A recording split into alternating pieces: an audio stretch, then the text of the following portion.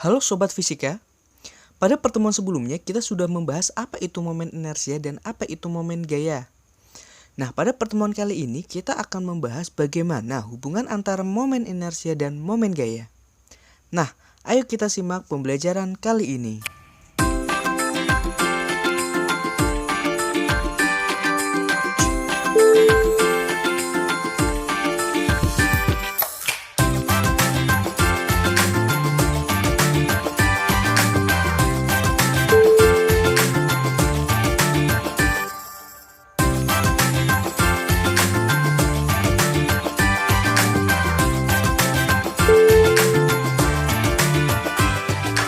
Masih ingatkah kalian tentang hukum 2 Newton?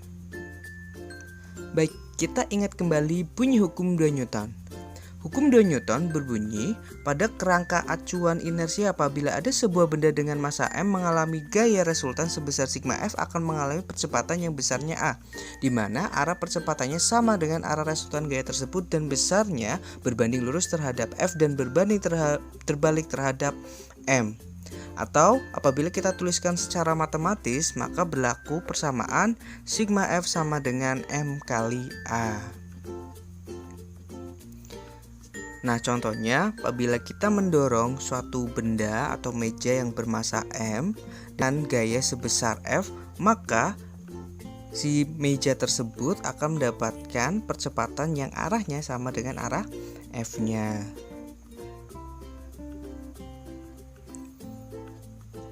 Pada suatu benda yang bergerak rotasi pun Newton, kita dapat analogikan sebagai berikut.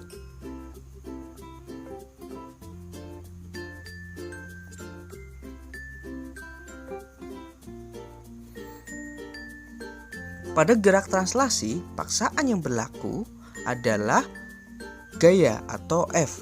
Sedangkan pada gerak rotasi, paksaan yang menyebabkan benda bergerak adalah momen gaya atau tau. Pada gerak translasi, ukuran kelembaman pada benda adalah massa atau m. Sedangkan pada gerak rotasi, benda ukuran kelembaman pada benda adalah momen inersia atau I. Pada gerak translasi, benda akan mengalami percepatan linear yang besarnya a. Sedangkan pada gerak rotasi, benda akan mengalami percepatan sudut atau alfa. Pada gerak translasi, hukum 2 Newton berlaku persamaan sigma f sama dengan m kali a. Nah, dengan menganalogikan gerak translasi, maka kita dapatkan pada persamaan hukum 2 Newton untuk gerak rotasi adalah sigma tau sama dengan I kali alfa. Nah, contohnya saat kita membuka pintu gitu ya, maka si pintu akan mendapatkan percepatan sudut. Nah, apabila kita beri gaya yang lebih besar sehingga menyebabkan torsinya menjadi lebih besar, maka percepatan sudut dari pintu akan lebih besar atau pintu bergerak lebih cepat. Nah, selanjutnya kita ke latihan soal, yaitu penerapan hukum 2 Newton pada suatu sistem gerak.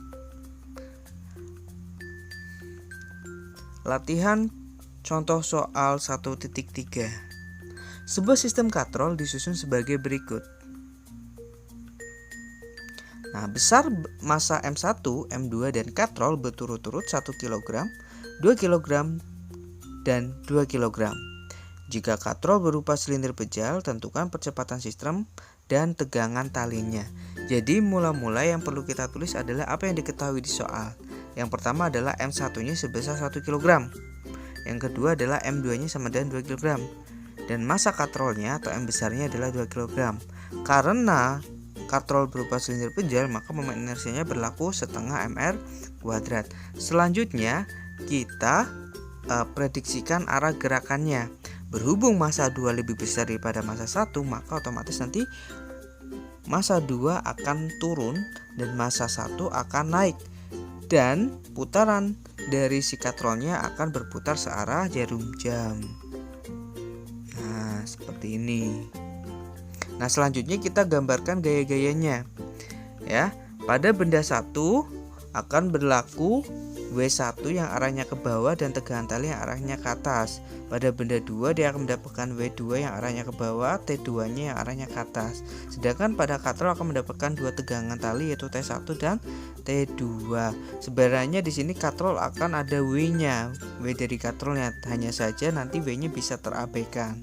Jadi tidak digambarkan, tidak masalah. Nah, selanjutnya kita harus memperhatikan dulu jenis gerakannya.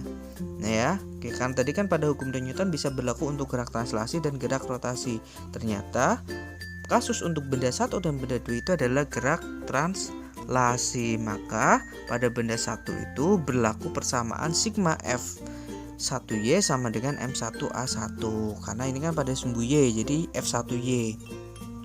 Nah, selanjutnya kita perhatikan untuk benda satunya. Ternyata benda 1 kan ada dua gaya, yaitu T1 dan W1. Berhubung T1 searah dengan arah A-nya yaitu ke atas, maka T1-nya positif. Sedangkan W1-nya itu berlawanan sama arah A-nya, arah percepatannya, maka min W1 atau negatif W1. Jadi sigma F1-nya itu menjadi T1 dikurangi W1. Ya, karena pada sistem percepatan benda 1 benda 2 sama, kita asumsikan A saja. Jadi tinggal T1 min W1 sama dengan M1 kalikan A. Ya, kita buat persamaan. Karena di soal diketahui M1-nya 1 kg, otomatis W1-nya 10 kg ya. Ingat ya, W itu adalah M kali G. Dengan mengasumsikan G-nya 10 meter per second kuadrat, jadi W1-nya adalah 1 kali 10 yaitu 10 Newton. Sehingga kita dapatkan bahwa T1-nya itu adalah M1A ditambah M1G. Tadi masukkan ya.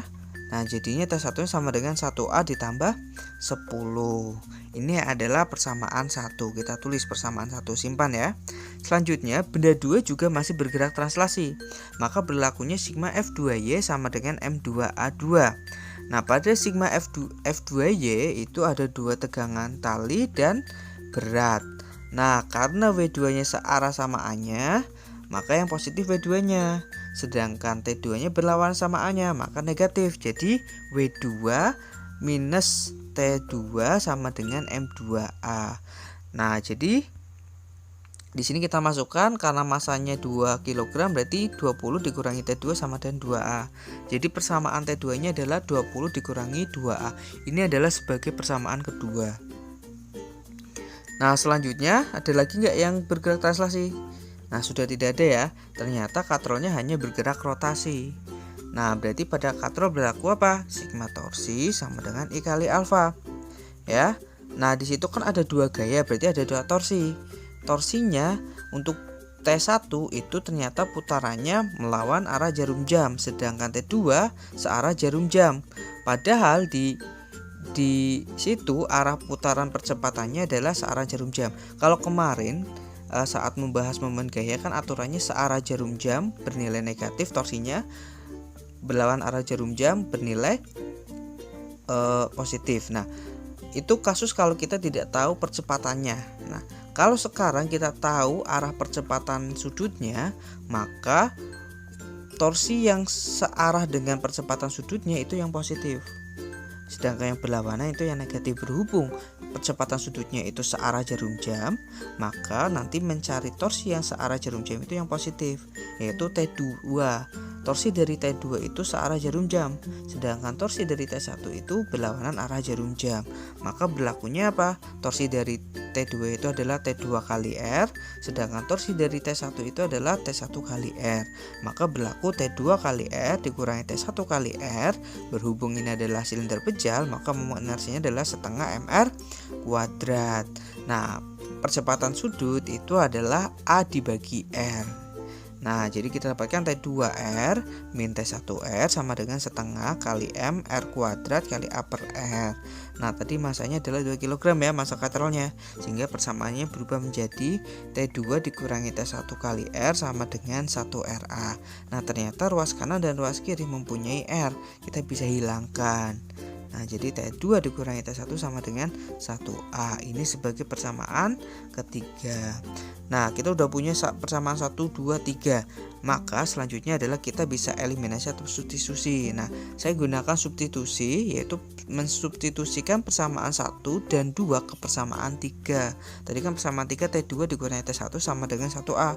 Jadi T2 nya diubah menjadi 20 min 2A, dan T1 nya diubah menjadi 1A ditambah 10, sehingga menjadi 20 dikurangi 2A dikurangi dalam kurung 1A ditambah 10 sama dengan 1A. Kita keluarkan dari kurungnya menjadi 20 dikurangi 2A min 1A min 10 sama dengan 1A. Kita kumpulkan yang ada A-nya. Yang variabel A dikumpulkan dengan variabel A, yang konstanta dengan konstanta. Jadi yang konstanta contohnya 20 dengan 10.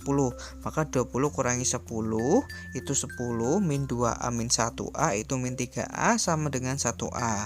Nah, min 3A nya kita pindah ruas ke kanan, jadinya 10 sama dengan 1A ditambah 3A, sehingga kita dapatkan 10 itu 4A ya. Jadi 4A itu nilainya 10, berarti A nya adalah 10 dibagi 4, yaitu 2,5 meter per second kuadrat. Jadi percepatan sistemnya sebesar 2,5 meter per second kuadrat.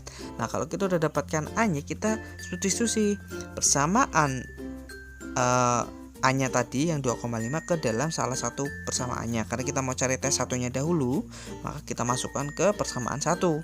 Jadinya T1 sama dengan 1A ditambah 10. Nah, berarti 1 kalikan 2,5 ditambahkan 10. Nah, sehingga kita dapatkan bahwa T1 nya adalah 12,5 Newton. Selanjutnya untuk T2 nya itu kita masukkan, ya kan, tadi T2 sama dengan 20 min 2A dengan A nya 2,5. Jadi kita dapatkan berapa? T2 sama dengan 20 dikurangi 2 kali 2,5. Jadi kita dapatkan T2 nya sebesar 15 Newton. Jadi tegangan tali yang bekerja pada sistem adalah T1 nya sebesar 12,5 Newton dan T2 nya 15 Newton. Seperti itu untuk contoh aplikasi hukum 2 Newton pada suatu sistem gerak. Oke, bagaimana? Dari apa yang saya sampaikan, apakah ada yang kurang jelas? Oke, kalau kurang jelas silakan kalian bisa tanyakan saat diskusi di grup WhatsApp. Nah, jangan lupa untuk mencatat hal-hal yang penting, kemudian kalian kirimkan ke email yang saya berikan. Terima kasih.